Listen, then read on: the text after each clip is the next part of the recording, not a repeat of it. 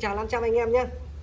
Sau một thời gian mình đã đóng được khối lượng gạch tương đối là nhiều rồi. Và bây giờ là gạch cơ bản là đã khô và đẹp để chuẩn bị cho đốt lò. Mình sẽ đi đóng than. Và quy trình đóng than lò này gồm có than cầu này và than xếp vào khe gạch, có hai loại than nhé. Đó. Và bây giờ mình sẽ đi lấy bùn và lấy than. Đây nha các bạn nhá.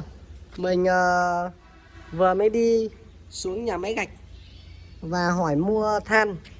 Than loại này là than loại nhiệt cao nhé, nhưng người ta không bán, người ta cho.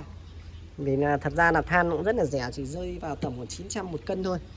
Nên là chỗ thùng này khoảng 15 cân nên người ta cho, người ta không lấy tiền. Đó, và trên đường đi thì mình cũng đã lấy bùn đấy nhá. Bùn để mình trộn lẫn với than. Tỷ lệ trộn bùn với than này thì là mình sẽ trộn tỷ lệ 1:5 nhé. Cứ một thùng than này thì một thùng bùn là mình đang tính về cái thể tích nhá. Một thùng đầy ấy, bằng miệng thì sẽ bằng 5 miệng thùng than. Kiểu như thế để các bạn biết, các bạn đong nhé. Các bạn nào mà cũng có ý định mà nháo than đốt lò đấy, mà mua cái than này không có thì có rất nhiều cách. Có thể các bạn lấy than bùn hoặc là than tổ ong, xong mình cho tí nước vào, mình trộn nhão ra xong mình đóng thì cũng được, nó cũng sẽ là ra than cũng được. Còn đây là mình tiện ở gần nhà máy gạch nên là mình qua mình lấy được cái than này để mình trộn với bùn mình đóng cho nó đúng quy trình. Đấy. Than bùn thì mình không phải trộn bùn nữa, nó có sẵn hết rồi.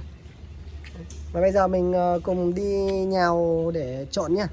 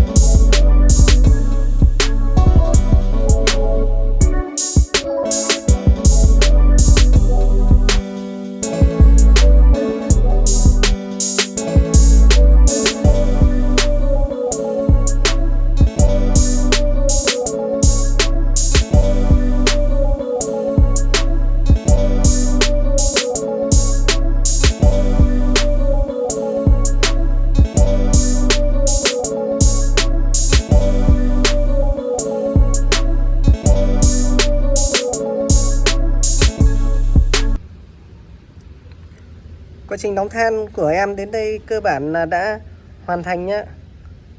Số lượng than này cũng tương đối nhiều, có chút dư. Cái than dài này chính là cái than cầu nhá. Cái than đặt hàng lớp đầu tiên, sau đó bắt đầu mới đến lớp gạch. Cái than cầu này nó đỡ toàn bộ cái hàng gạch và nó có tác dụng cho nó nhanh bén lửa. Đó. Số lượng than này cũng tương đối nhiều. Và cái lò này cũng không phải là bé đâu ạ, tương đối to đấy. Và chỉ chờ thời gian để than khô là em sẽ vào lò thôi. Các bác, các anh chị nhớ đăng ký kênh để đón xem video vào lò và đốt nồi nhé. Xin chào và hẹn gặp lại cô dì chú bác anh chị em.